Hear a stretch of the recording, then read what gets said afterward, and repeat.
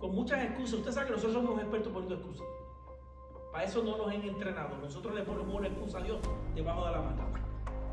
Instantáneamente. Y después decimos, wow, yo hice eso. De verdad que soy astuto. Ojo a esto. Si se hubiesen quedado en tierra esperando el momento ideal, jamás hubiesen estado en un punto de crecimiento y maduración. Ojo a esto.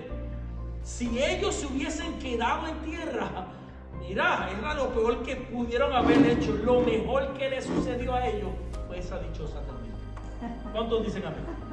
Pastor, ¿qué me estás diciendo? Que esto que estoy haciendo bien y se me han puesto las cosas difíciles en casa, me estás diciendo hoy, en el día de hoy, que es lo mejor que me ha pasado. Sí, te lo estoy diciendo en el nombre de Jesucristo. ¿Cuántos dicen amén?